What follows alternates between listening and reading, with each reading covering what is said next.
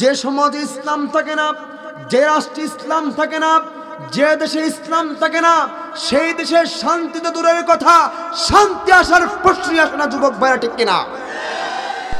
আমার ভাইরা, আজকেও যদি ইসলামকে প্রতিষ্ঠিত করার জন্য হাজার হাজার তাজা পান যদি বাংলার জমিন থেকে ঝরে যায়, তবুও বাংলার মুসলমান রক্ত দিবে, বাতিলের সামনে মাথা নত করবে না। কথা বলেন ঠিক কিনা?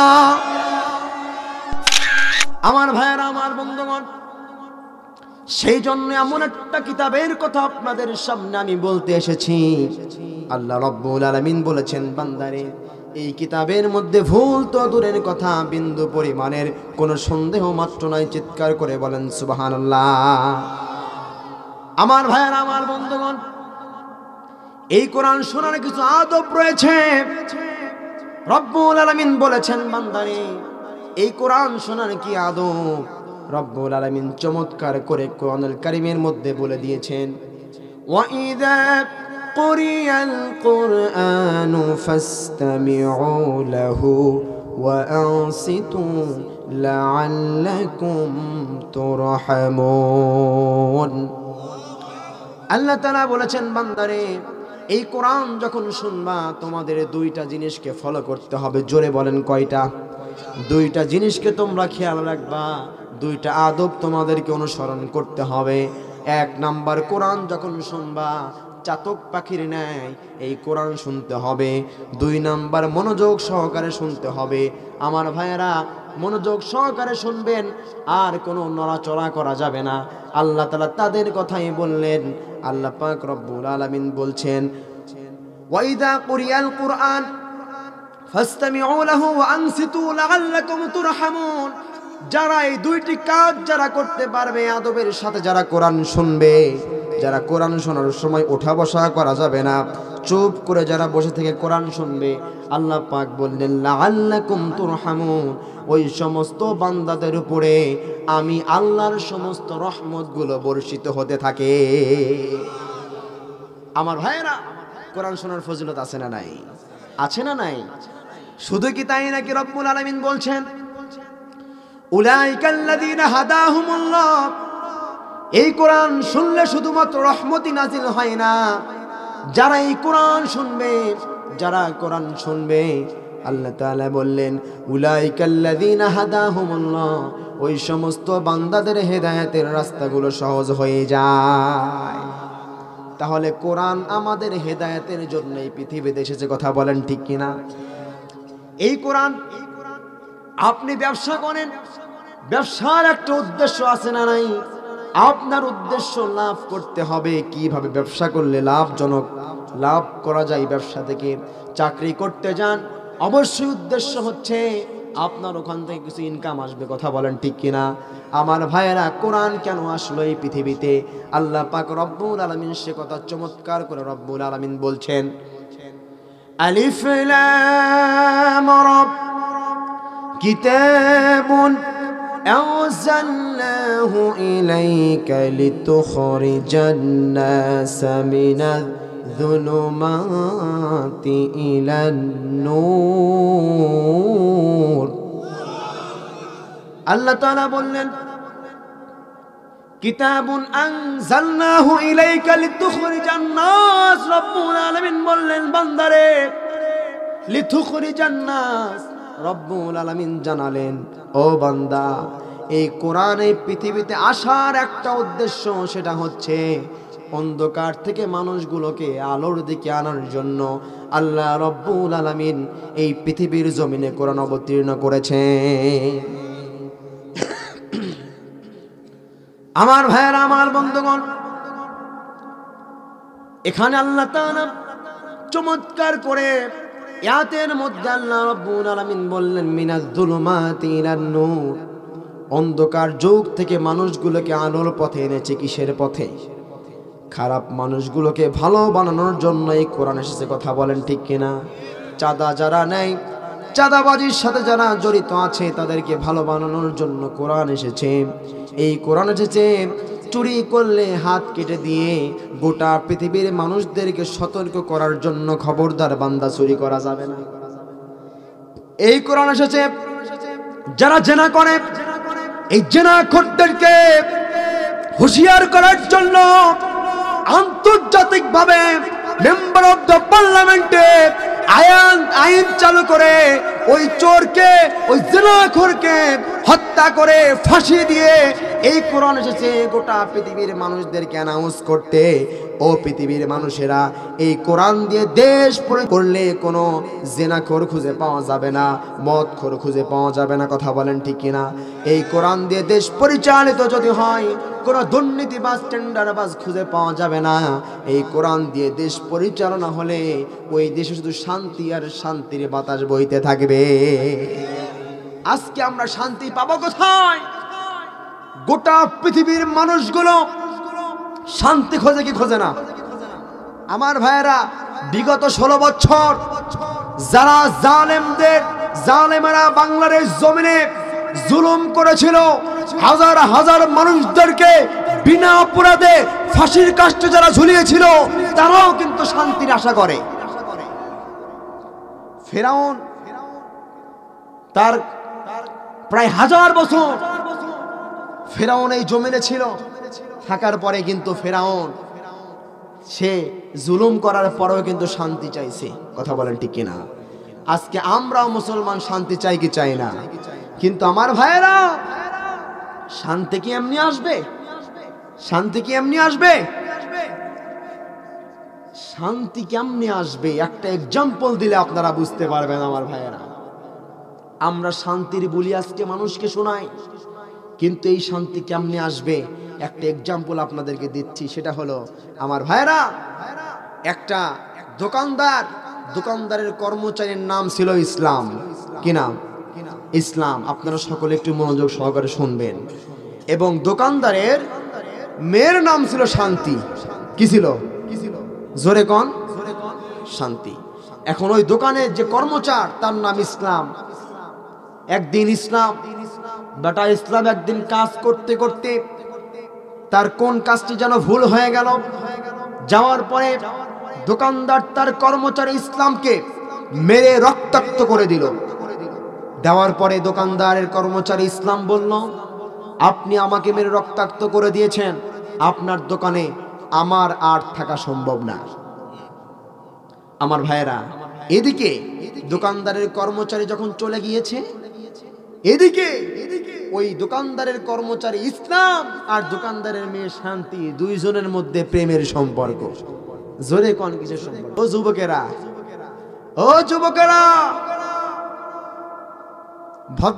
মধ্য ভদ্রঘাটের যুবকেরা, সিরাজগঞ্জের যুবকেরা, আজকে প্রেমের সম্পর্ক তোমাদের আছে না নাই? হ্যাঁ, থাকতেও পারে না। এইরকম ধরো যে প্রেমের সম্পর্ক ছিল। দোকানদারের কর্মচারী ইসলামের সাথে দোকানদারের মেয়ের প্রেমের সম্পর্ক। দোকানদারের কর্মচারী ইসলামকে মেরে রক্তাক্ত করে দেওয়ার কারণে দোকানদারের কর্মচারী তিনি চলে গিয়েছে। ওইদিকে শান্তিকে কল দিয়েছে ইসলাম, দিয়ে বলছে, প্রাণের প্রিয়তমা শান্তি, তোমার বাবা আমাকে মেরে রক্তাক্ত করে বিদায় দিয়েছে, তুমি এখনই আসো, তোমাকে নিয়ে আমি এই জেলা হিজরত করে ঢাকায় গিয়ে তোমাকে নিয়ে আমি সুখের ঘর বাঁধবো। এইদিকে দোকানদার বাড়িতে এসেছে। আসার পরে দোকানদারের স্ত্রীকে বলছে, ও স্ত্রী, প্রাণের স্ত্রী, আমার মেয়ে শান্তি কোথায়? দোকানদার তখন যে এই কথা বলল, দোকানদারের স্ত্রী বলছে, শান্তির কথা বাদ দাও, আগে বলো তোমার কর্মচারী ইসলাম কোথায়? দুপুরে আসার কথা খাইতে, তাও তো আসলো না, তখনও আসেনি। রাত্রে আসার কথা, সেটাও আসলো না। তোমার কর্মচারী ইসলাম কোথায়? তখন দোকানদার বলল, আমার কর্মচারী ইসলামকে মেরে রক্তাক্ত করে দিয়েছি বিদায়। দোকানদারের স্ত্রী তখন বলল, যেই ঘরে ইসলাম থাকে না, সেই ঘরে শান্তি থাকার প্রশ্নই আসে না।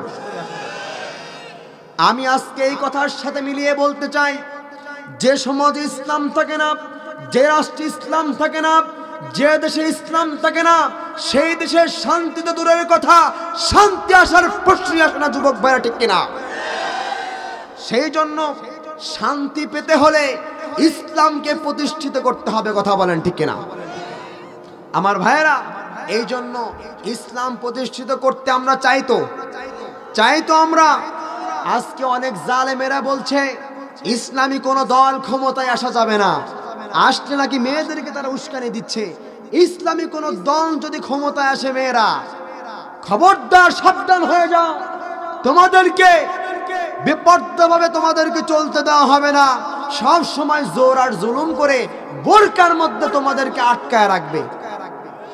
আমার ভাইয়েরা, কাউকে কি জোর করে কিছু করানো যায়? ইসলাম শান্তির ধর্ম। ইসলাম আপনাকে বারবার ইন্ডিকেট করবে ভালো কাজ করার জন্য। আপনি পর্যন্ত দাওয়াত পৌঁছায় দেবে, আপনি মানলেন কি মানলেন না এটা দেখার বিষয় নয়। ইসলাম আপনাকে আপনি পর্যন্ত দাওয়াত পৌঁছায় দেওয়ার দায়িত্ব। কথা বলেন ঠিক না? সেই জন্য যারা আজকে মেয়েদেরকে উস্কায়া দিচ্ছে, ইসলাম ক্ষমতায় আসা যাবে না, ইসলামী কোন দল ক্ষমতায় আসা যাবে না, আসলে মেয়েদেরকে পর্দার বাইরে আসতে দেওয়া হবে না। আমার ভাইয়েরা, আপনারাই বলেন তো, এই পর্দা কি মেয়েদের উপরে নফল নাকি সুন্নাত? আরো আসতে কোন পাশে মনে হয় মা বোনেরা আছে, শুনবে নাকি? শুনলে আপনাদের ভয় লাগছে? ভয় লাগছে? অনেকেই তো নিজের ঘর সামলাইতে পারেন না, অনেক আলেমও পারে না। আসলে বিগত 16 বছর তারও আগে থেকে বারবার আমাদের দেশের সরকার, মেয়েরা তো, মেয়েদের উপরে কথা বলা আমাদের একটু টাফ বিষয় হয়ে গিয়েছে। কথা বলেন ঠিক না আমার ভাইয়েরা? আর কোন মেয়ে নেতৃত্ব বাংলার মুসলমান বরদাস্ত করবে না, কারণ মেয়ে নেতৃত্ব হারাম। মেয়েদের কথা মতো এই দেশ চলবে না। এই দেশ ডোনাল্ড ট্রাম্পের কথা দিয়ে এই দেশ চলবে না। এই দেশ শেখ মুজিবুরের কথা দিয়ে এই দেশ চলবে না। এই দেশ চলতে হলে ইসলাম দিয়ে, কোরআন দিয়ে চলতে হবে। কথা বলেন ঠিক না?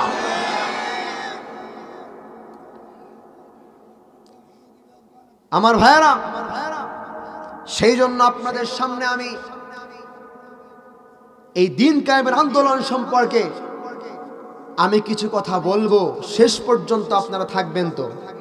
মুরব্বি যাওয়া যাবে না? এই যে হেসে ফেলছেন, এখন তো এই টপিকটা ভাইরাল না? হ্যাঁ সোনামণি, যাই হোক, আপনারা কি ওঠাওঠি করা যাবে না, সব বসে থাকতে হবে ইনশাআল্লাহ। শেষ পর্যন্ত আমরা থেকে জিরো থেকে আজকে হিরো হয়ে বাড়ি যাব। রাজি আছেন তো? রাজি আছেন তো? দেখি আপনাদেরকে আমি একবার একটু, যারা ঘুমিয়েছেন, অনেকে আওয়াজ দিচ্ছেন না, একটু আওয়াজ আনার জন্য আমি একটু তাকবীর দিতে বলবো। আপনারা দিবেন তো ইনশাআল্লাহ? আমি বলবো লিল্লাহি তাকবীর, একজন করে না। আগে যারা অবিবাহিত আছেন হাত উঠান তো, সবাই তোলেন। আচ্ছা, অবিবাহিত আপনারা? আচ্ছা ঠিক আছে, এবার আপনারা হাত নামান। এরপরে বিবাহিত যারা, তারা হাত উঠান তো। বিবাহিত কারা? চাচারা, আপনার বিয়ে করেননি? হাত উঠান। চাচা, আপনি অবিবাহিত? বিবাহিত, হাত উঠান। আচ্ছা, নামান। আমি এখন টেস্ট করতে চাই যারা অবিবাহিত তাদের শক্তি কেমন। এমন জোরে আওয়াজ দিবেন এলাকায় রুই পোকা, ছার পোকা যারা আছে তারা যেন আওয়াজ শুনে বুঝতে পারে এই মধ্যভদ্রঘাট এখানে মাহফিল হচ্ছে, কোরআনের কথা হচ্ছে, তারা যেন বুঝতে পারে। রাজি আছো যুবক ভাইয়েরা? আচ্ছা, আমি আগে তোমাদেরকে টেস্ট করতে চাই। আমি লিল্লাহি তাকবীর বলবো, তোমরা আল্লাহু আকবার বলবো। রাজি আছো? নারে তাকবীর, লিল্লাহি তাকবীর। আচ্ছা, আপনাদের আওয়াজ দেখা আমার শেষ। এইবার যারা বিবাহিত, দেখি কাদের শক্তি বেশি। এবার বিবাহিতরা আমি লিল্লাহি তাকবীর বলবো, আপনারা আল্লাহু আকবার বলবেন। দেখি আপনাদের জোর অবিবাহিতদের চাইতে বেশি হওয়া দরকার। লিল্লাহি তাকবীর, লিল্লাহি তাকবীর। অবিবাহিতরাই ফার্স্ট। আচ্ছা, সংখ্যায় কম হলেও অবিবাহিতরাই জোর বেশি দিয়েছে। আল্লাহ পাক আমাদের সকলকে কবুল করুন, সকল বলে আমিন। এবার আমি সকলকেই বলবো, সবাই হাত উঠান, সবাই হাত উঠান, নাড়া দেন, এরকম ভাবে, এরকম করেন, এরকম করেন। সবাই একটু যাদের মানে কণ্ঠ বসে গেছে এরকম করেন। আচ্ছা, গলা পরিষ্কার। এইবার তাকবীর দিবেন ইনশাআল্লাহ। নারে তাকবীর, লিল্লাহি তাকবীর। আলহামদুলিল্লাহ, আল্লাহ আমাদেরকে কবুল করুন, সকলে পড়ি আমিন। ইনশাআল্লাহ এবার কোরআন থেকে আলোচনা আমি শুরু করলাম, তাফসীর। ইনশাআল্লাহ আমরা তাফসীর শুনবো সূরাতুশ শূরা আয়াত নাম্বার 13। এইখান থেকে আমি তেলাওয়াত করেছি। ইসলামী আন্দোলন করা, দ্বীন প্রতিষ্ঠার জন্য যে কাজ করতে হবে, এই কাজ আজকে আমরা সম্পূর্ণ আলোচনা শুনে শিখে তারপরে বাড়ি যাব ইনশাআল্লাহ। আমার সাথে সকলেই পড়েন, আউযু বিল্লাহি মিনাশ শাইতানির রাজীম, বিসমিল্লাহির রাহমানির রহিম। শারআ লাকুম মিনাদ الدين ما وصى به نوحا والذي أوحينا إليك وما وصينا به إبراهيم وموسى وعيسى أن أقيموا الدين ولا تتفرقوا فيه إلى آخر آية। آيات كريمة سورة الشورى কুরআন আল কারীমের 25 নম্বর পারা। কত নম্বর পারা? সকলে আলোচনা মুখস্থ করে যাব ইনশাআল্লাহ। 25 নম্বর পারা। কত নম্বর পারা? 25 নম্বর পারা। সূরার নাম কি?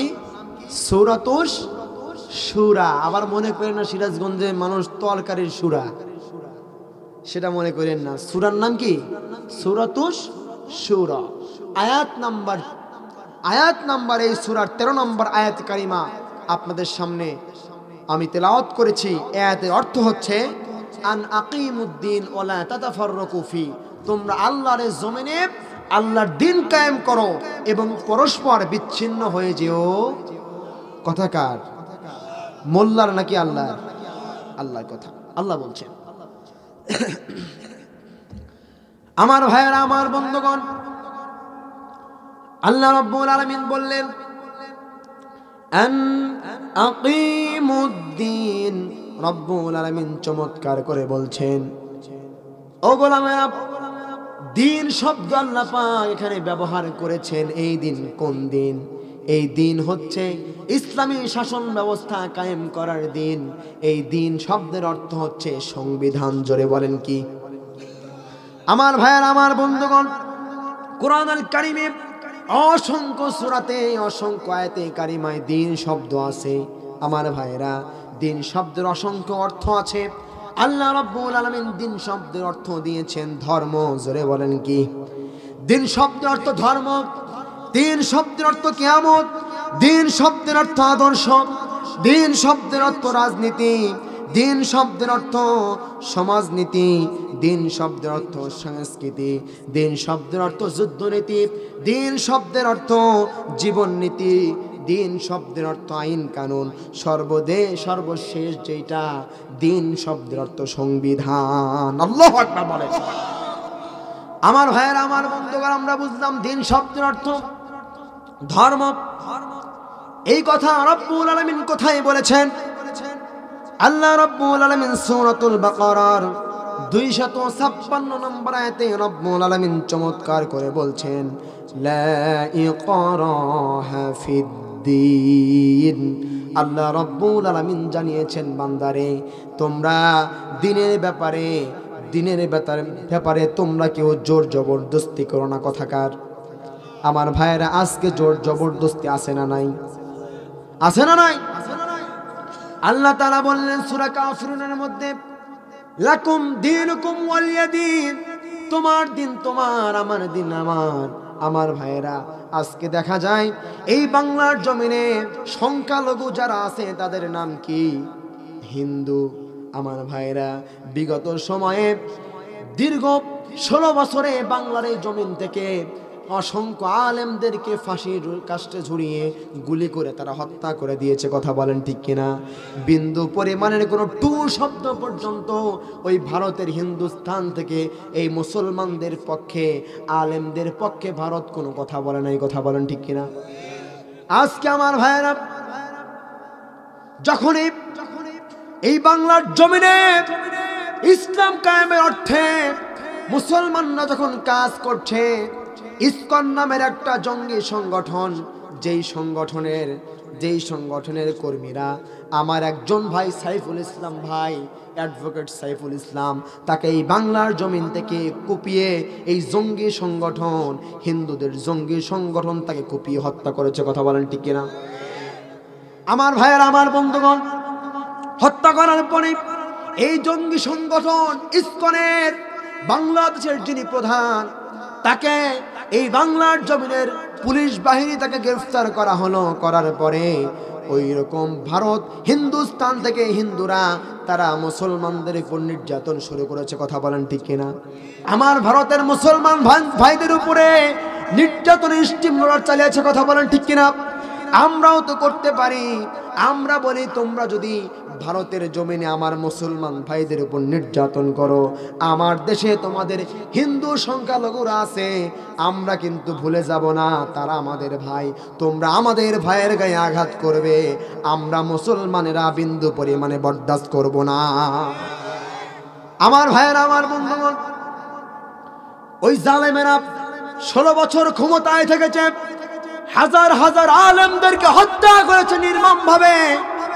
দিনের পরে দিন জামাত ইসলামী ছাত্র শিবিরের ভাইদেরকে দিনের পরে দিন তারা ঘুমাতে দেয় নাই। কথা বলেন ঠিক কিনা? অনেক বিএনপির ভাইয়েরা রাতের পরে রাত তারা বাইরে থেকেছে, নিজের ঘরে থাকতে পারে নাই, নিজের স্ত্রীর সঙ্গে ঘুমাতে পারে নাই। কথা বলেন ঠিক কিনা? শুধুমাত্র তাই না আমার ভাইয়েরা, এই বাংলার জমিনে বিশ্ববরেণ্য আলেম দ্বীন আল্লামা সাইদি রাহিমাহুল্লাহকে এই জালেমরা হত্যা করেছে ভারতের দালালেরা। ওই সময়ে বিন্দু পরিমাণে কোনো কথা বলে নাই। আজকে যখন এই জালেমদের জঙ্গি সংগঠন যখন বাংলার জমিনে আমার ভাইয়ের গায়ে হাত উঠিয়েছে, আমার ভাইয়ের বিপক্ষে তারা গিয়েছে, মুসলমানদের বিপক্ষে গিয়েছে, যখন তাদেরকে গ্রেফতার করা হয়েছে, ওই জালেমেরা বাংলার জমিনের মুসলমানদের উপর তখন নির্যাতন শুরু করেছে। আমার ভাইয়েরা, আমরা বলতে চাই, তারা আমাদেরকে দীর্ঘ 16 বছর আমাদেরকে বলেছিল রাজাকার। আমি বলতে চাই, আমরা রাজাকার না, ভারতীয় যারা রাজাকার তারাই মূলত আসল রাজাকার। কথা বলেন ঠিক কিনা? তারা ছিল ভারতের 5টা গোলাম। আমার বাংলাদেশের পদ্মা নদীর ইলিশ আমার বাংলার মুসলমানরা খেতে পারে না। ভারতে যেই ইলিশের দাম, বাংলার ইলিশ যায় ভারতে, সেই ভারতের ভাইয়েরা ইলিশ খায় 200 টাকা 250 টাকা কেজি, আর আমার বাংলার মুসলমান ইলিশ চাষ করে ইলিশ খেতে হয় 1000, 1500, 2000 টাকা কেজি। আমার ভাইয়েরা, এই দেশ কিন্তু গৌর গোবিন্দর দেশ না, এই দেশ শাহজালালের দেশ, এই দেশ শাহ মাধ্যমের দেশ। এই দেশে যেই রকম ভাবে তোমরা জঙ্গি সংগঠন, তোমরা ইসকনরা যখন এই দেশে গৌর গোবিন্দর যে গৌর গোবিন্দর চরিত্র, গৌর গোবিন্দর যে কার্যকলাপ, গৌর গোবিন্দর সংবিধান তোমরা বাংলার জমিনে কায়েম করতে চাও, ও ভারতীয় দালালেরা তোমরা শুনে রাখো, এই দেশ শাহজালালের দেশ। এই দেশে কোন গৌর গোবিন্দর নেতাদের আইন, নেতাদের অস্তিত্বই বাংলার জমিনে থাকবে না। কথা বলেন ঠিক কিনা? সেই জন্য আমার ভাইয়েরা, প্রয়োজনে জিহাদ করার জন্য আমরা প্রস্তুত আছি না নাই? প্রয়োজনে আমরা স্ত্রীকে বিধবা করব, প্রয়োজনে আমরা ছেলে সন্তানকে এতিম করব, তবুও প্রয়োজনে আমরা নিজের জীবনকে বিলিয়ে দেব বাতিলদের সামনে মোকাবেলা করে তাদেরকে এই দুনিয়া থেকে আউট করে দেব। কথা বলেন ঠিক কিনা? আমার ভাইয়েরা কষ্ট পেলেন, রাগ হলেন? আমার ভাইয়েরা, এই বাংলার জমিনে যদি আপনারা দেখেন যে ভারতের সাথে এই বাংলাদেশের যখন যুদ্ধ লেগে যাবে, হাদিস থেকে আমরা জানি এই যুদ্ধকে বলা হবে গাজওয়ায়ে হিন্দ। কিসের যুদ্ধ? ইতিহাস থেকে আমরা জানি এই যুদ্ধের নাম কি? গাজওয়ায়ে হিন্দ। গাজওয়ায়ে হিন্দের যুদ্ধ যখন চলে আসবে, ইমাম মাহদী আসার সময় আমরা মনে করব হয়ে গিয়েছে। 500 বছর ভারতের জমিন শাসন করেছে বাংলার মুসলমান। সেই ভারত আজকে হিন্দুদের হাতে।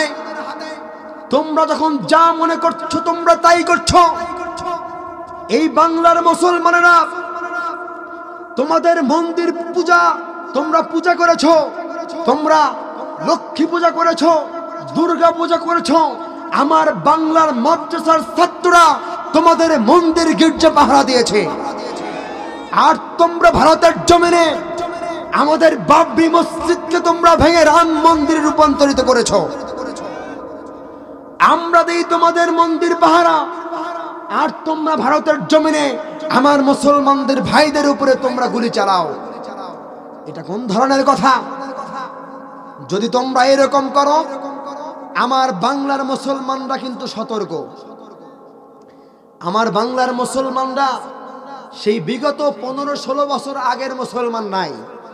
বাংলার মুসলমানরা আমি মনে করি দেশ স্বাধীন হওয়ার পরে মুসলমানরা আবার তাদের বাক স্বাধীনতা ফিরে পেয়েছে। সেই জন্য মুসলমানরা হুঁশিয়ার হতে হবে। আমাদের সামনে কোন জালেম টিকতে পারবে না। তার কারণ বদর যুদ্ধে সাহাবা ছিল 313 জন, জালেমরা 1000 সৈন্য ছিল। আমার ভাইয়েরা, ওই জালেমরা কিন্তু 313 জন সাহাবার সাথে সৈন্য সংখ্যার সাথে তারা টিকতে পারে নাই। আজও যদি মুসলমানদের 40 কোটি মুসলমান, তোমরা হতে পারো শত শত কোটি। আজ যদি তোমরা বাংলার জমিনে তোমরা হুমকি দাও, তোমাদেরকেও ছাড় দেওয়া হবে না। বদর যুদ্ধের মতো সেই রকম মুসলমানরাও কালেমার পতাকা মাথায় বেঁধে ঝাঁপিয়ে পড়বে। ও মুসলমানেরা, আজ যদি সেই যুদ্ধের ডাক আসে, কারা কারা জিহাদের ময়দানে যদি প্রস্তুত আছেন, দুহাত তুলে আল্লাহকে দেখায়া দেন। রাগ হলেন? আপনারা কি হতাশ? আমার ভাইয়েরা, আমার বন্ধুগণ, তাহলে বুঝলাম আল্লাহ তাআলা বলেছেন, প্রথম নাম্বারে বলেছি দিন শব্দের অর্থ কিয়ামত। এই কথা কি? এই কথা আল্লাহ তাআলা কোথায় বলেছেন? তার দলিল কি? রেফারেন্স কি? প্রমাণ কি? রব্বুল আলামিন সূরাতুল ফাতিহার মধ্যে রব্বুল আলামিন জানিয়ে দিয়েছেন মালিকি ইয়াউমিদ্দিন। আল্লাহ রব্বুল আলামিন এইখানে যে দিন শব্দ দিয়েছেন, এই দিন শব্দের অর্থ কিয়ামত। জোরে বলেন কি? মালিকি ইয়াউমিদ্দিন অর্থ বিচার দিনের মালিককে। বিচার দিনের মালিক হলেন আল্লাহ। এরপরে রব্বুল আলামিন বলছেন দিন শব্দের অর্থ আদর্শ। তার প্রমাণ কি? রেফারেন্স কি? দলিল কি? রব্বুল আলামিন সূরাতুল মুমিনের 26 নম্বর আয়াতে রব্বুল আলামিন চমৎকার করে বলছেন, وقال فرعون ذروني يقتل موسى وليدع ربه إني أخاف أن يبدل دينكم। الله أكبر। আমার ভাইয়েরা, আমার বন্ধুগণ, আইয়ুবাদদিলা দীনাকুম, আল্লাহ তাআলা এখানেও দিনের কথা বলেছেন। আল্লাহ রাব্বুল আলামিন এই দিন শব্দের অর্থ ইউজ করেছেন আদর্শ। জোরে বলেন কি? এই আদর্শ কোন আদর্শ? এর অর্থ হচ্ছে সাইয়েদনা মূসা নবী ফেরাউনকে যখন দাওয়াত দেওয়ার জন্য গেল, ফেরাউনের পুলিশ বাহিনীকে, র‍্যাব বাহিনীকে ফেরাউনের গুন্ডা বাহিনীকে। ফেরাউন বলল, আমাকে ছেড়ে দাও, আমি মূসা নবীকে হত্যা করব। তার কারণ হচ্ছে মূসা নবী তোমাদের দিনকে বদলাইয়া দিতে চায়। আমার ভাইয়ের, আমার বন্ধুগণ, এই দিন শব্দের অর্থ আদর্শ। মূসা নবী চায় ফেরাউনের ভণ্ড দিন, ফেরাউনের বাতিল আদর্শকে রুখে দিয়ে ইসলামী আদর্শ জমিনের মধ্যে প্রতিষ্ঠা করতে। কথা বলেন ঠিক কিনা? আমার ভাইয়ের, আমার বন্ধুগণ, কিন্তু ফেরাউন তো তা চাইবে না। ফেরাউন তার দিনকে টিকিয়ে রাখবে, ফেরাউন চাইবে তার আদর্শ বাস্তবায়িত করতে। কথা বলেন ঠিক কিনা? আমার ভাইয়েরা, আমার বন্ধুগণ, এই দিন শব্দের অর্থ হচ্ছে আদর্শ।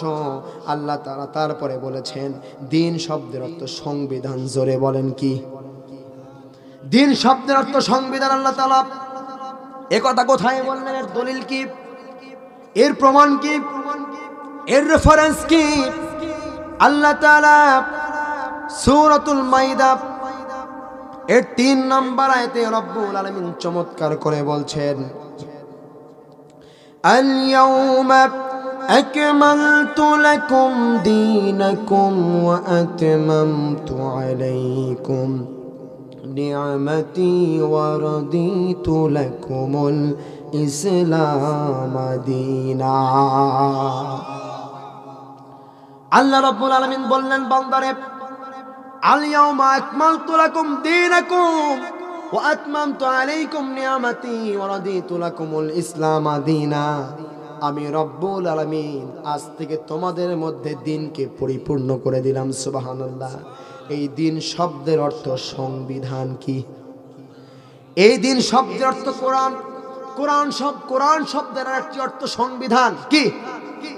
কোরআন শব্দের অর্থ সংবিধান, দিন শব্দের অর্থ আল্লাহ তাআলা সংবিধান দিলেন। আল্লাহ রব্বুল আলামিন বললেন, বিসমিল্লাহর বা থেকে নাসের সিন পর্যন্ত, বা সিন বাস এনাফ, যথেষ্ট, আর কোনো কিছুর প্রয়োজন নাই। ও মুসলমানেরা, এই পর্যন্ত যদি আমলে আনতে পারো, এই পর্যন্ত মেনে যদি নিজের জীবনকে পরিচালনা করতে পারো, ও মুসলমানেরা, তোমরা হয়ে যাবে জান্নাতি মুসলমান। আমার ভাইয়ের, আলোচনা খারাপ লাগছে, আপনারা উঠি করেন কেন? উঠে যাওয়া যাবে না, সকলে অ্যাক্টিভ থাকতে হবে। আপনাদের মাইকের অবস্থা এমনি খারাপ, কেউ যদি ওঠাউঠি করেন আলোচনা তো জমবে না। অ্যাক্টিভ থাকতে হবে। আপনারা যদি কারো এক চাপে, এই যে হাত তুলবেন, বুঝতে পারছেন? এক চাপলে এক বোঝেন কি? আবার বোঝেন কি? আচ্ছা, এক যদি আসে তাহলে আটটা বললাম না, যদি এক আসে তুলবেন, আমি অনুমতি দিলে তাহলে যাবেন, না হলে এখানেই সারবেন। রাজি আছেন? যদি 2 আসে হাত উঠাবেন, অনুমতি নিয়ে যাবেন। খবরদার আবার 3 নাম্বার তুলেন না। 3 নাম্বার আবার বিড়ি খাওয়া। 3 নাম্বার হাত আর উঠানো যাবে না। অনেক লোক আছে যারা মাহফিল শোনে, যাওয়ার সময় সারা রাস্তা মাশাআল্লাহ বিড়ি খাইতে খাইতে যায়। আছে না নাই? আছে না নাই? এটা করা যাবে না। মুসলমানেরা, আলোচনা শুনছেন, ওয়াজ শুনছে, কোরআন থেকে আলোচনা চলছে, এটা শুনে নিজের জীবনে গ্রহণ করতে হবে, অ্যাকসেপ্ট করতে হবে। তাহলে ইনশাআল্লাহ আজকে 0 থেকে হিরো হয়ে বাড়িতে যেতে পারবেন। কথা বলেন ঠিক কিনা? আলোচনা খুব বেশিক্ষণ চালাবো না, আলোচনাও করতে হবে, ওয়াজও শোনাতে হবে। আবার ফজরের নামাজও আছে না নাই? ফজরের নামাজ কি আপনারা পড়বেন সকলে? জোরে কোন ইনশাআল্লাহ। ঠিক আছে, ফজরের নামাজ আমাদের পড়তে হবে। তাহলে ইনশাআল্লাহ কাম টু মাই পয়েন্ট, যে বিষয়ে আলোচনা করছিলাম।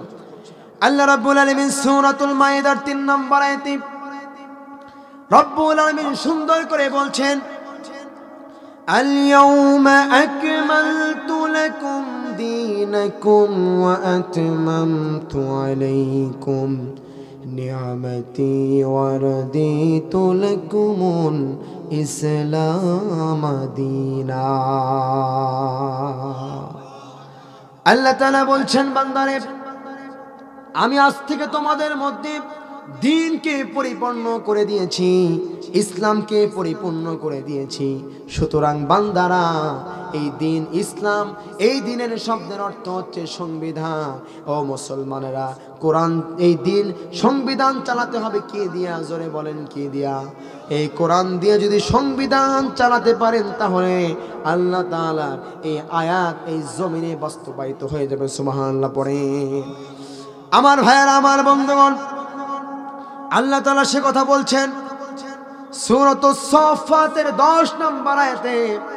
রব্বুল আলামিন বলছেন, ইয়া আইয়ুহাল্লাযীনা আমানু হাল আদুল্লুকুম আলা তিজারাতিন তুনজিকুম মিন আযাবিন আলীম।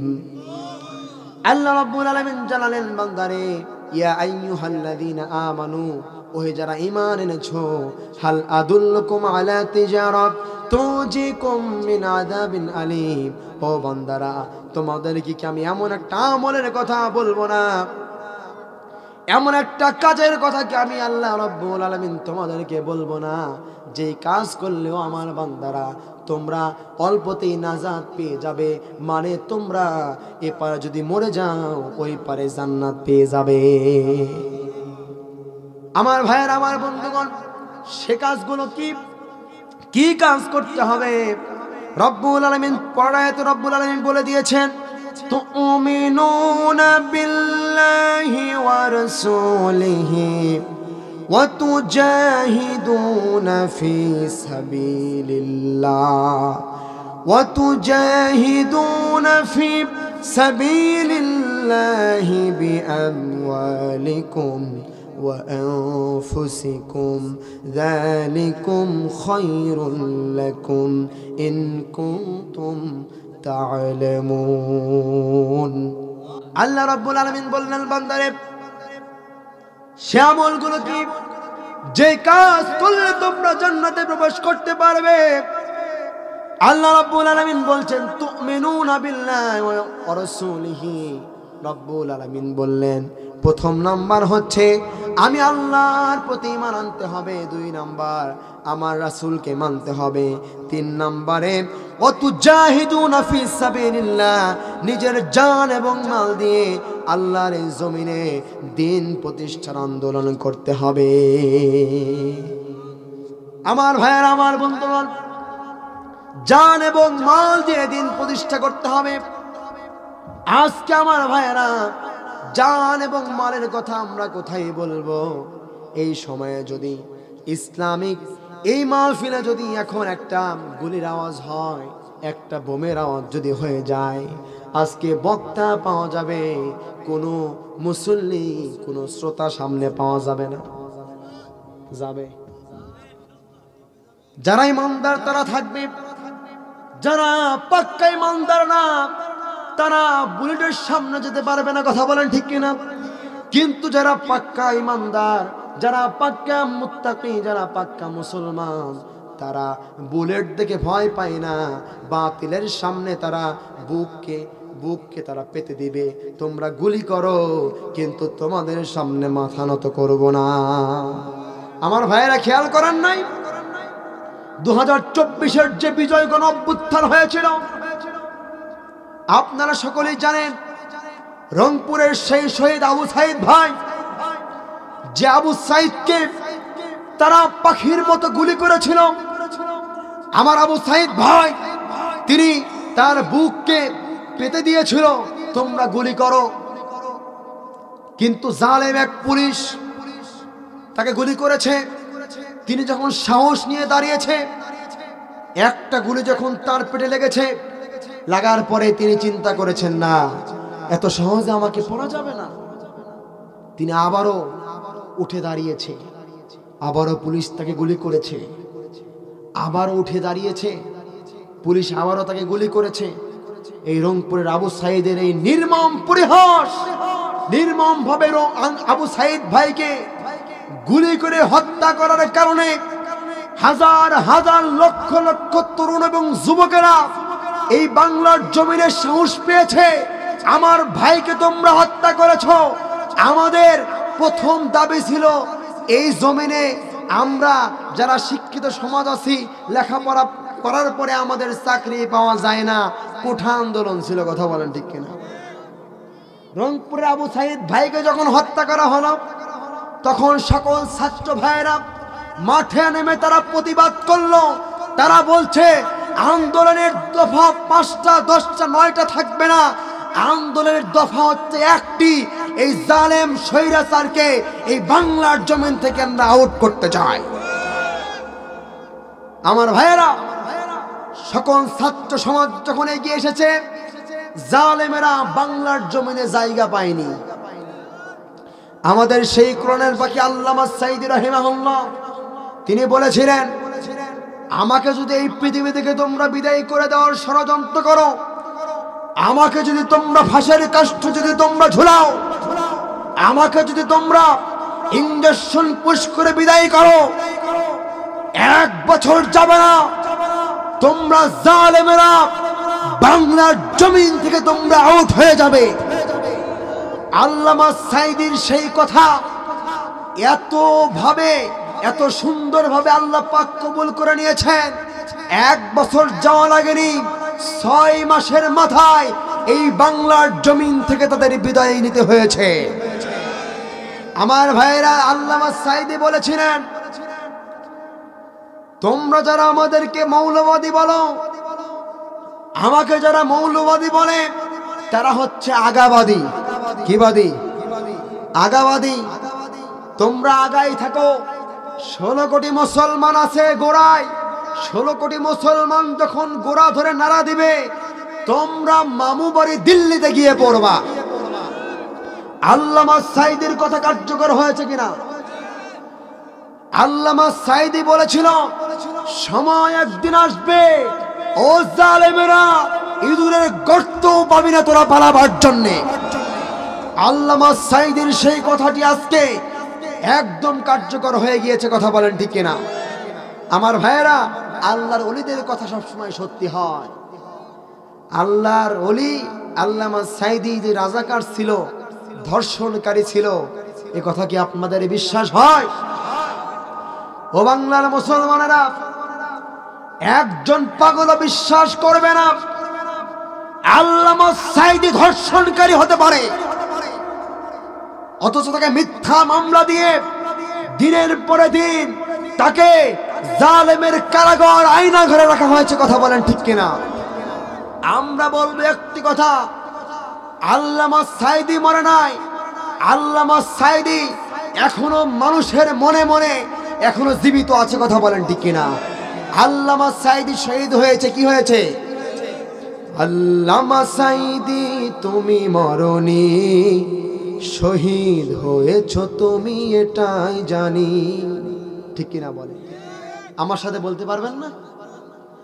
আল্লামা সাঈদী তুমি মরনি, শহীদ হয়েছ তুমি এটাই জানি। বলেন সবাই, আল্লামা সাঈদী তুমি মরনি।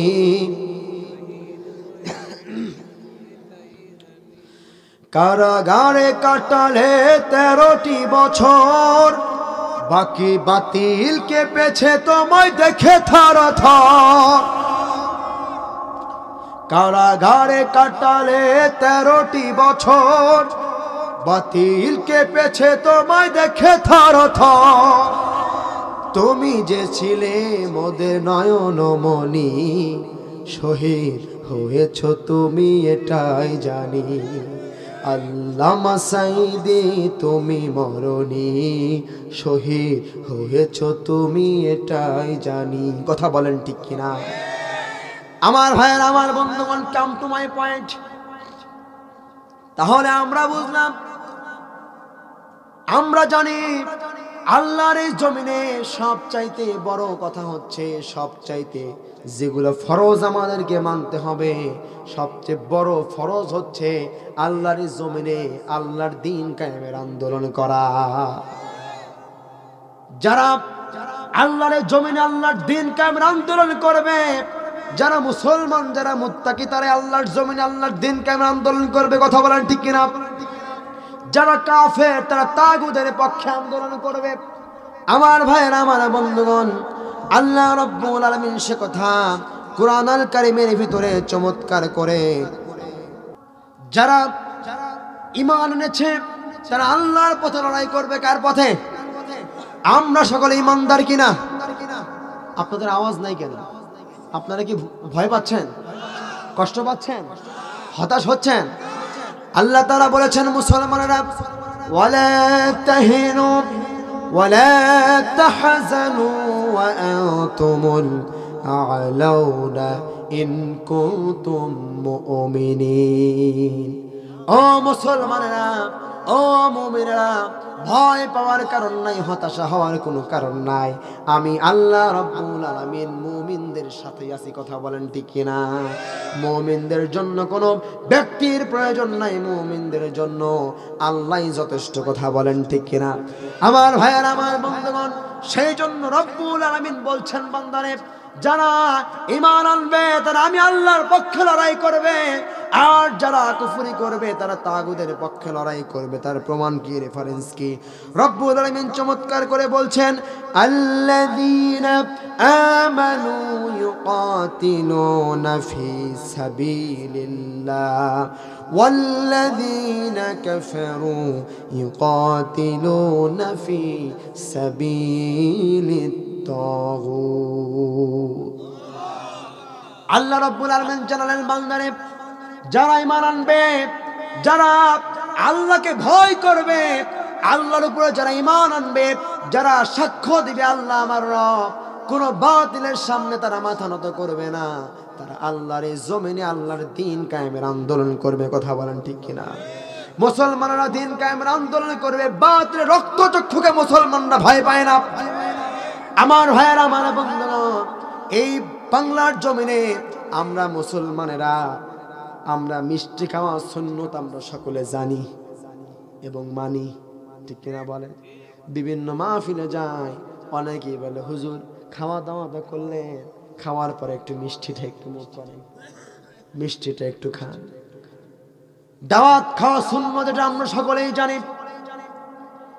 নামাজ পড়তে হবে, আমরা অনেকেই নামাজও পড়ি, কেউ কেউ মাঝে মধ্যে হলেও নামাজ পড়ি। আমার ভাইয়েরা, আমার বন্ধুগণ, এই নামাজ পড়া, রোজা রাখা এবং তাসবিহ তাহলিল করা এগুলা মরা সুন্নত নয়। মরা সুন্নত বর্তমানে আল্লাহর এই জমিনে আল্লাহর দ্বীন কায়েমের সংগ্রাম করা। আল্লাহর হাবিব বলেছেন মান তামাসসাকা বিসুন্নতি ইনদা ফাসাদি উম্মতি ফালাহু আজরু মিআতু শাহীদ। আল্লাহর হাবিব বললেন ফিতনার যুগে যেই ব্যক্তি আল্লাহ রাব্বুল আলামিনের হাবিবের একটি মরা সুন্নতকে জাগ্রত করতে পারবে, জীবিত করতে পারবে, সেই ব্যক্তি 100 গলা কাটা শহীদের সওয়াব পাবে। আমার ভাইয়েরা, আমার বন্ধুগণ, তাহলে বুঝলাম মরা সুন্নত মিষ্টি খাওয়া নয়, মরা সুন্নত নামাজ পড়া নয়, মরা সুন্নত তাসবিহ তাহলিল পড়া নয়, মরা সুন্নত দাওয়াত খাওয়া নয়। মরা সুন্নত হচ্ছে আল্লাহর এই জমিনে আল্লাহর দ্বীন কায়েমের সংগ্রাম করা। আমার ভাইয়েরা, আমার বন্ধুগণ, সেই জন্য মুসলমানরা বাতিলের রক্তচক্ষুকে ভয় পাবে না। কথা বলেন ঠিক কিনা? কবি সম্রাট আল্লামা ইকবাল বলছেন বাতিল সে দবনে ওয়ালে আয়া সে মানহি হাম, बातिल से दबने वाले आया से मान ही हम, सोबर कर चुका है इम्तिहा हमारा। কি দিলেন? আচ্ছা ঠিক আছে, এখন আমার মানে স্লিপ পাইলেই মানে রাগ হয়ে যায়, বুঝছেন? মানে ভালো কাজে স্লিপ দিলে তারপরও রাগ হয়ে যায়। কারণ হচ্ছে বিগত সময়ে আমাদেরকে এরকম স্লিপ দেওয়া হয়েছে। বিগত সময়ে আমাদেরকে দুইটা হক কথা বললে আমাদের সামনে থেকে এইভাবে মাইককে সরিয়ে দেওয়া হয়েছে। বিগত সময়ে আমাদেরকে এরকম স্লিপ দিত যে হুজুর মাহফিলে এসে রাজনীতি কইরেন না, মাহফিলে এসে কোরআন হাদিস দিয়ে কথা বলেন। আমার ভাইয়েরা, যে আয়াতে কারিমা তেলাওয়াত করেছি, আপনারাই বলেন এই আয়াতে আল্লাহ পাক কিসের কথা বলেছেন? জোরে কোন কিসের কথা? রাজনীতির কথা। আজকে আমি রাজনীতির আয়াতে তেলাওয়াত করেছি। এই কোরআনে রাজনীতি আছে না নাই? এই পৃথিবীর শ্রেষ্ঠ রাজনীতিবিদ ছিলেন বিশ্বনবী মুহাম্মদ রাসূলুল্লাহ। আমার ভাইয়েরা, আমরা সকলে রাসূলের সুন্নাত মানি। শুধু মক্কার জমিনের সুন্নাতগুলো আমরা মানি। মাদানী জীবনে যে রাসূল সাল্লাল্লাহু আলাইহি ওয়াসাল্লাম তিনি ইসলাম দিয়ে শাসন ব্যবস্থা তিনি কায়েম করে, ইসলামিক শাসন ব্যবস্থা কায়েম করে কোরআন দিয়ে দেশ পরিচালনা করেছেন। আমরা এই সুন্নতকে জাগ্রত করতে চাই না। কথা বলেন ঠিক কিনা? সেই জন্য আমার ভাইয়েরা, আমাদেরকে বিভিন্ন সময় স্লিপ দিয়ে বলা হতো হুজুর রাজনীতি করেন না, দ্রুত দোয়া করে নেন। আমাদের দোয়া করে মাহফিল শেষ করতে হতো। কথা বলেন ঠিক কিনা? আমার ভাইয়েরা, আমার বন্ধুগণ, তাহলে বাতিলরা কোন মুসলমানরা কোন বাতিলের রক্তচক্ষুকে ভয় পাবে? মুসলমানরা খব্বাব খোবাইবের জাত, মুসলমান হযরত ওমরের জাত। মুসলমানেরা নারায়ে তাকবীর আল্লাহু আকবারের স্লোগান দিবে। বাতিলরা ভয়ে আশেপাশে থাকতে পারবে না। বাতিলরা ওই রকম ভাবে ভারতের জমিনে পালাতে বাধ্য হবে। আমার ভাইয়ের, আমার বন্ধুগণ, দিন কায়েমের আন্দোলন করে আমাদের জন্য ফরজ করা হয়েছে। আমার যুবকেরা, তোমাদেরকে লক্ষ্য করে বলছি, যুবকেরা তোমার মতোই যুবক আল্লাহ রাসূলের সাহাবারা ছিল। আজকে যুবকরা যেই রকম ভাবে ইসলামের দিকে ঝুঁকছে, আমার তো মনে হয় দিন কায়েম হতে বাংলার জমিনে অচিরেই দিন কায়েম হয়ে যাবে। এ কথা আপনাদের বিশ্বাস হয় কি হয় না? গোটা বাংলাদেশে 2024 সালে আমি যা দেখতে পাচ্ছি, বাংলার এই জমিনের যুবকেরা যেই রকম ভাবে আস্তে আস্তে যুবকেরা যেই রকম ভাবে ইসলামের দিকে ঝুঁকছে, আমার তো মনে হয় আগামীর দেশ ইসলামের দেশ, ইসলাম দিয়ে কোরআন দিয়ে দেশ পরিচালনা হবে। যেই রকম ভাবে সূর্য পূর্ব দিক থেকে যেই রকম ভাবে ওঠে, এটা যেমন সত্য, আগামীর দিন ইসলামের দিন এটাও সেই রকম সত্য। কথা বলেন ঠিক কিনা? আমার ভাইয়েরা, ও যুবকেরা, তোমার মতোই যুবক রাসূলের সাহাবারা, তোমার মতোই যুবক ছিল একজন। আমার যুবক ভাইরা, তোমাদেরকে ইন্ডিকেট করে আমি বলছি, কথাগুলো মনোযোগ সহকারে শুনবে।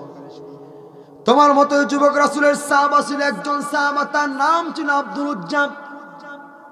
রাসূলের এই সাহাবা অনেক দিন হলো তিনি ইসলাম ধর্ম গ্রহণ করবেন। বিশ্ব নবীর সাহাবা আব্দুল উজ্জা ইসলাম ধর্ম গ্রহণ করার জন্য তার মনটা উতলা হয়ে গেল। তার মনের ভিতরে আশা হলো ইসলাম ধর্ম গ্রহণ করব। কিন্তু আব্দুল উজ্জা যখন ছোট, তার বাবা চলে যায় পৃথিবী থেকে, তার মায়ের অন্য জায়গায় বিবাহ হয়ে যায়। আব্দুল উজ্জা তার চাচার কাছে মানুষ হয়। আমার ভাইয়েরা, আব্দুল উজ্জা তার চাচার কাছে মানুষ হয়। এই আব্দুল উজ্জা তার চাচাকে বলল, ও আমার চাচা, ইসলাম ধর্ম তো আমার ভালো লাগে। ও চাচা, আমি তো ইসলাম ধর্ম গ্রহণ করব, আপনি কি বলেন? আমার ভাইয়েরা, আমার বন্ধুগণ, চাচা বলেছিল, ভাতিজারে খবরদার, তোর কথা তো আমি সুবিধার মনে করছি না, তুই তো বেদিন হয়ে গেছিস।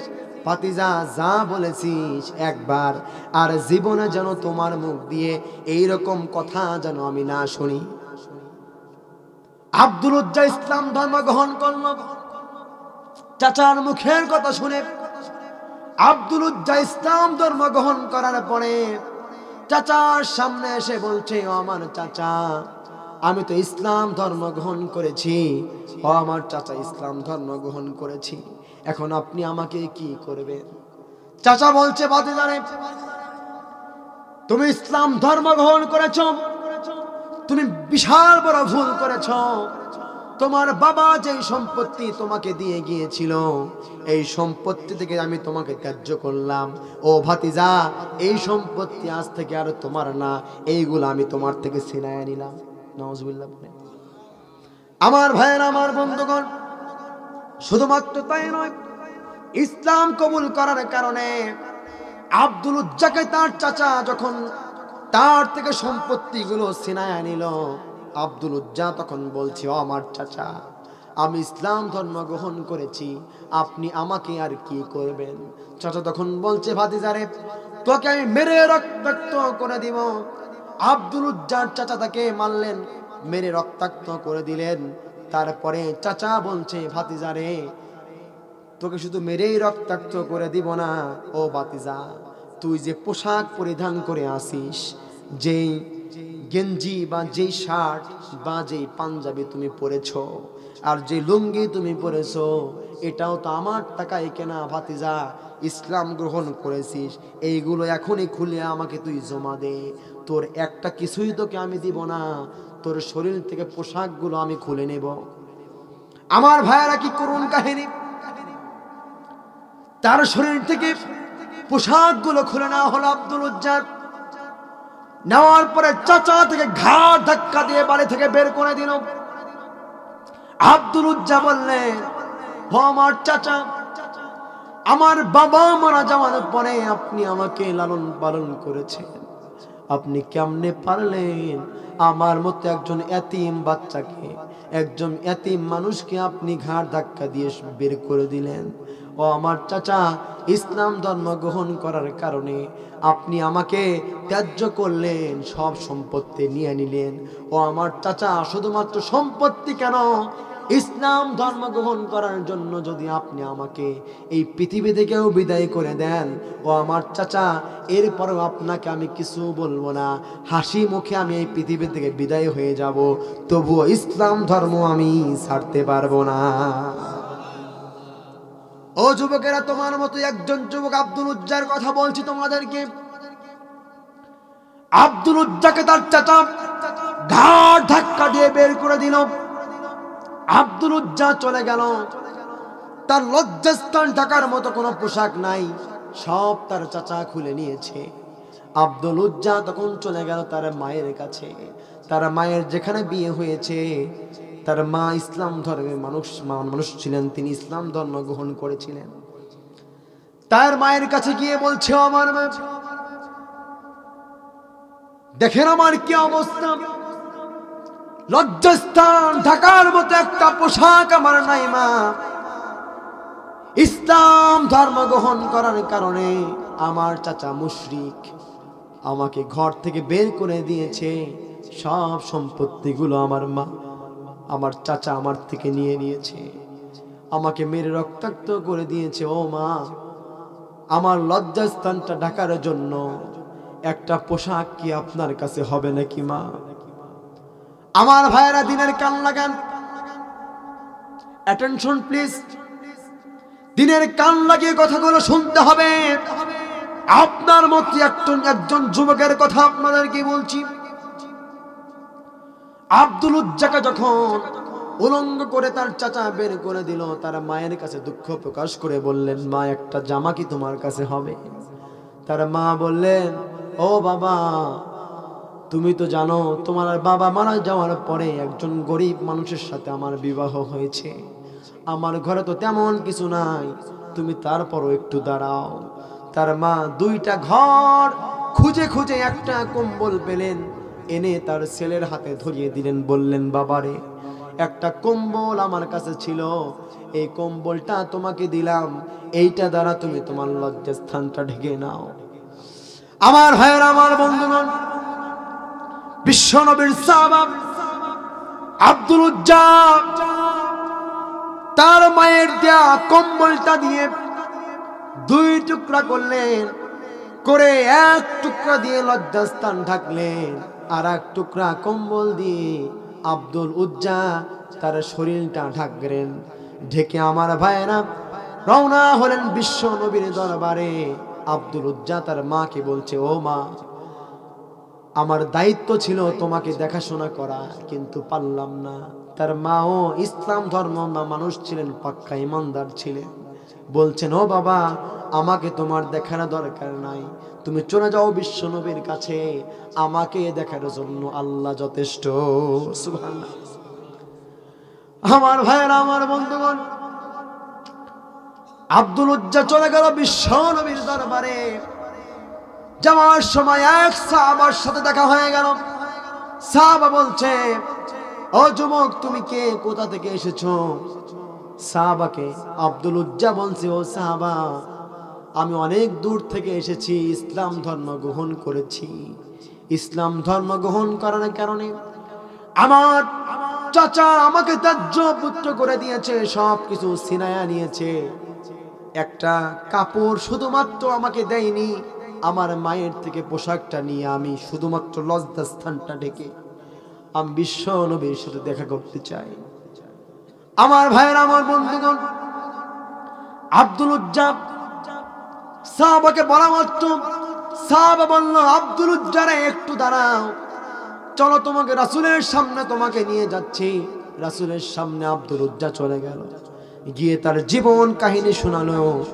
রাসূল সাল্লাল্লাহু আলাইহি সাল্লাম চোখের পানি ছেড়ে দিয়ে বললেন, ও আব্দুল উজ্জারে, তোমার প্রতি আমিও খুশি হয়েছি, আল্লাহ তোমার প্রতি খুশি হয়ে গিয়েছে।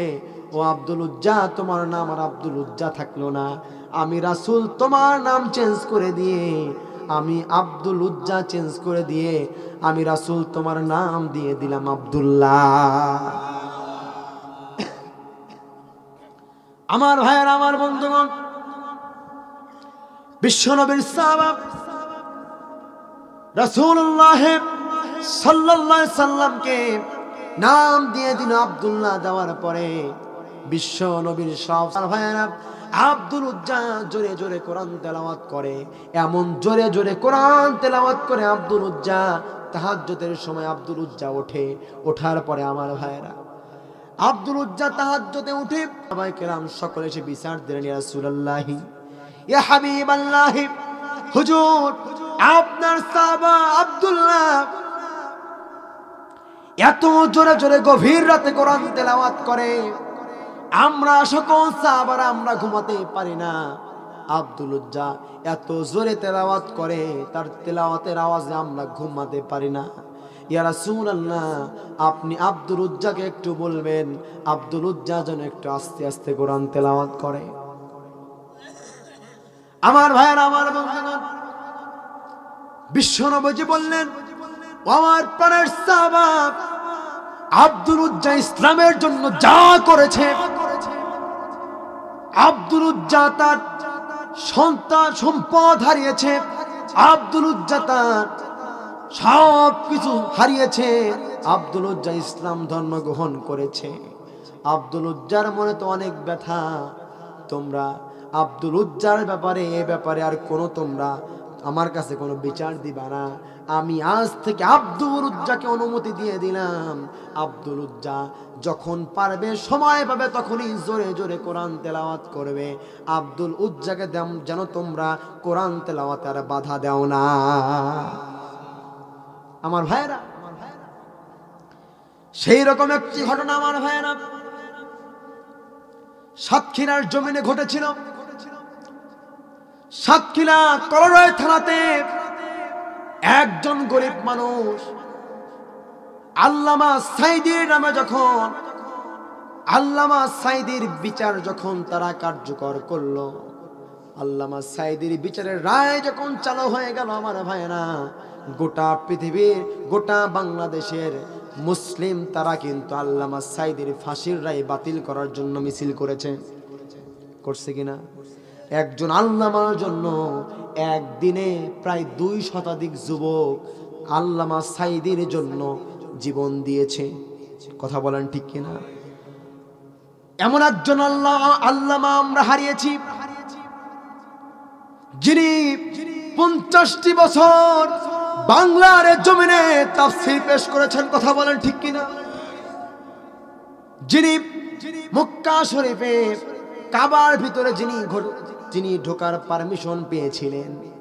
আমার ভাইয়েরা, যার গায়েবানা জানাজা মক্কা শরীফে অনুষ্ঠিত হয়েছে। আমার ভাইয়েরা, যার গায়েবানা জানাজা গোটা পৃথিবীতে হয়েছে, এমন একজন মানুষকে আমরা হারিয়েছি। আল্লামা সাইদি যুগে যুগে আসে না, আমার তো মনে হয় কয়েক শত বছর, কেন কিয়ামত পর্যন্ত আল্লামা সাঈদী আর বাংলার জমিনে আর একটাও আসবে না। অনেকেই আছে আল্লামা সাঈদীর সুরে আলোচনা করে, কিন্তু আমরা সে আল্লামা সাঈদীকে পাই না। কোরআনের পাখি, তার আশা ছিল আবারও একবার আমি কোরআনের ময়দানে ফিরে যেতে চাই।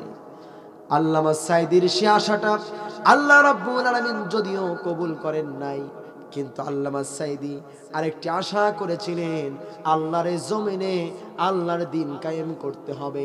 যুবকদেরকে ইন্ডিকেট করে বলেছিলেন, ও যুবকেরা, আল্লামা সাঈদীর সেই কথা রাখার জন্য আমরা কি সবাই প্রস্তুত? আমার ভাইয়েরা হাত দুটো টান টান করে বলেন, যখন জিহাদের ময়দানে ডাক আসবে, জালিমদের বিরুদ্ধে যুদ্ধ করতে হবে। আমার ভাইয়েরা, দ্বীন প্রতিষ্ঠার জন্য, ইসলাম প্রতিষ্ঠার জন্য, জিহাদের ময়দানে যাওয়ার জন্য কারা কারা প্রস্তুত? সকলে হাত উঠে আল্লাহকে দেখায় দেন, সকলেই পড়েন লিল্লাহি তাকবীর। আমার ভাইয়েরা, আমার বন্ধুগণ, সেই জন্য আল্লামা সাঈদীর শুধু কথা নয়, বিশ্ব নবীর কথা, শুধুমাত্র বিশ্ব নবীর কথা না, আল্লাহ রাব্বুল আলামিন আমাদেরকে পৃথিবীর জমিনে পাঠিয়েছেন। আল্লাহর এই জমিনে আল্লাহর কোরআন দিয়ে তোমাদেরকে রাষ্ট্র পরিচালনা করতে হবে। কথা বলেন ঠিক কিনা? আল্লাহ তাআলা আপনাকে অর্ডার দিয়েছেন, বান্দারে তোমরা, আল্লাহ তাআলা বলেছেন নাহি আনিল মুনকার, তোমরা সৎ কাজের আদেশ দাও। কি সৎ কাজের আদেশ দাও, অসৎ কাজে তোমরা বাধা প্রদান করো।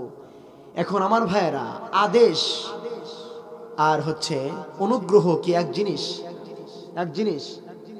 আপনি যদি এখন ইসলাম কায়েম না হলে, এখন ইসলাম কায়েম হয়নি, এখন আপনাকে সরকারিভাবে নামাজ পড়ার জন্য আপনাকে চাপ দেওয়া হয় না। আপনাকে বলতে হয়, বাবাজি একটু মসজিদের দিকে আসেন। কিন্তু ইসলাম কায়েম হলে আল্লাহ যেইভাবে দাওয়াত দিতে বলেছেন সেইভাবে দাওয়াত দিতে হবে। কথা বলেন ঠিক কিনা? নামাজ পড়ার জন্য একটু আসেন, আল্লাহ তো এটা বলেনি। আল্লাহ বলেছে নামাজ তোর উপর ফরজ।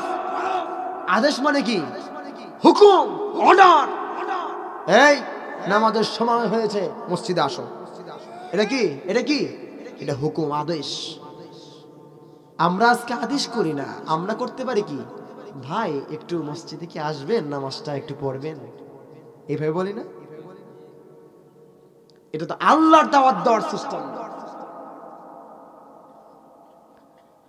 আমার ভাইয়েরা, আমার বন্ধুগণ, যে কথা বলতেছিলাম, কলরার সেই জমিনে যুদ্ধের ময়দান সেই দিন লেগে গিয়েছিল, যুদ্ধের জিহাদের ময়দান সেদিন উপস্থিত হয়ে গিয়েছিল। গরিব মানুষ, আমার ভাইয়েরা, অন্য জনের দোকানে কাজ করে কর্মচারী, রাস্তায় সাইকেলটা নিয়ে যখন যাচ্ছিল, চা স্টলে বসে যখন চা খাচ্ছিল, খেতে খেতে তিনি শুনতে পেলেন আল্লামা সাঈদীর ফাঁসির জন্য রায় দেওয়া হয়েছে, এবং এই ফাঁসির রায়ের জন্য সাতক্ষীরার মুসলমান জিহাদের ডাক দিয়েছে, সাতক্ষীরার মুসলমান আন্দোলন করছে। এই গরিব মানুষটি যেই চার দোকানে, সেই চার দোকানের সাথে একটি মুদির দোকান ছিল, মুদির দোকানে সাইকেলটি রাখলেন। রাখার পরে বলছে, ভাই তুমি আমার থেকে কয়েকটি টাকা পাও আমার ভাই, আমি যদি যুদ্ধের ময়দান, জিহাদের ময়দান থেকে যদি ফিরে না আসি, ও আমার ভাই সাইকেলটা বিক্রি করে তুমি তোমার দেনা তুমি পরিশোধ করে নিও। আমার ভাইয়েরা, অসহায় মানুষ, দরিদ্র মানুষ, এতিম মানুষ, বাবাও নাই মাও নাই, শুধুমাত্র দুইটা ভাই, ছোট একটা ভাই, বড় একটা ভাই। এই বড় ভাইটি চলে গেল আল্লামা সাঈদীর ফাঁসির রায় যে দিয়েছে এর বিরুদ্ধে আন্দোলন করতে, সংগ্রামে চলে গিয়েছে। যাওয়ার পরে আমার ভাইয়েরা, আল্লামা সাঈদীর ফাঁসি বাংলার জমিনে হবে না। তারা আল্লামা সাঈদীর মুক্তির দাবি নিয়ে যখন মিছিল করতেছিল, ওই সময়ে একজন পুলিশ তাকে ইন্ডিকেট করে তার বুকে গুলি চালিয়ে দিল। মুহূর্তের মধ্যে ভাইটি জমিনে শুয়ে গেল, জমিনে পড়ে শহীদ হয়ে গেল। তার ছোট একটি ভাই ছিল, পৃথিবীতে আর কেউ নাই, তার ছোট্ট একটি ভাই তখন আসলে এসে ভাইকে জড়িয়ে ধরে বলছে, ও ভাই তুমি তো চলে গেলে, আমারও খুব ইচ্ছা ছিল, খুব আশা ছিল শহীদি মর্যাদা যেন আমি পাই, আমি যেন শহীদ হয়ে যাই। ও ভাই তুমি পৃথিবী থেকে বিদায় নিয়ে চলে গেলে, আমি একা কেমনে এই পৃথিবীতে থাকবো। ও ভাই যদি আমাকেও কাফেররা, আমাকেও যদি জালেমেরা যদি আমাকে দুনিয়া থেকে বিদায় করে দিত, আমি এবং তুমি একত্রিত থাকতে পারতাম, আমার এই পৃথিবীতে একা থাকা লাগতো না। আমার ভাইয়ের, আমার বন্ধুগণ, কিছুক্ষণ পরে আরেকজন পুলিশ তার ভাইকে ইন্ডিকেট করে বিদায় করে দিল। দুইজন ভাই জমিনে পড়ে গেল। শুধুমাত্র দুইজন ভাই না, আমার ভাইরা, আজকেও যদি ইসলামকে প্রতিষ্ঠিত করার জন্য হাজার হাজার তাজা পান যদি বাংলার জমিন থেকে ঝরে যায়, তবুও বাংলার মুসলমান রক্ত দিবে, বাতিলের সামনে মাথা নত করবে না। কথা বলেন ঠিক কিনা? আমার ভাইরা, আব্দুল উজ্জার কথা আপনাদেরকে বলছিলাম, যে আব্দুল উজ্জা ইসলাম ধর্ম গ্রহণ করলো। আমার ভাইরা, কিছুদিনের মধ্যেই তাবুকের যুদ্ধের ডাক চলে আসলো। রাসূল সাল্লাল্লাহু আলাইহি সাল্লাম যুদ্ধের জন্য, যুদ্ধের মাল সামানা গোছানোর জন্য সকল সাহাবাদেরকে বললেন, আমার প্রাণের সাহাবারা, বাইতুল মালে তেমন টাকা পয়সা নাই, ও আমার সাহাবারা সকলকে অ্যানাউন্স করে দাও, যে যা পারে যুদ্ধের জন্য তারা যেন দান করে। সুবহানাল্লাহ কবেন না? আমার ভাইয়েরা, যার যা ছিল সে তাই নিয়ে এসেছে। মহিলারা নাকের ফুল, কানের দুল, গলার চেন, হাতের বালা পর্যন্ত যুদ্ধের জন্য তারা দান করে দিয়েছিল। আমার ভাইয়েরা, সেই সময় আব্দুল উজ্জা এসে বলছে, ইয়া রাসূলুল্লাহ, ইয়া হাবিবাল্লাহ, হুজুর আমি তো গরিব মানুষ, আপনি জানেন, ইসলাম ধর্ম গ্রহণ করার জন্য সব কিছু আমি ছেড়ে চলে এসেছি। ইয়া রাসূলুল্লাহ, যুদ্ধের জন্য সকলেই টাকা দিচ্ছে, আমারও তো মনে চায়। ইয়া রাসূলুল্লাহ, আমি এতিম মানুষ, গরিব মানুষ, আমি কেমনে টাকা দিব? আমার ভাইয়েরা, সে আব্দুল উজ্জা গরিব মানুষ হয়ে যদি ইসলাম প্রতিষ্ঠার কাজে, দ্বীনি কাজে যদি টাকা দিতে পারে, ও আমার ভাইয়েরা, টাকা পয়সা আজ আছে কাল নাই, চলে যেতেও পারে, কিন্তু যেটা দান করা থাকবে সেই দানের সওয়াব একজন মানুষ কিয়ামত পর্যন্ত পাবে।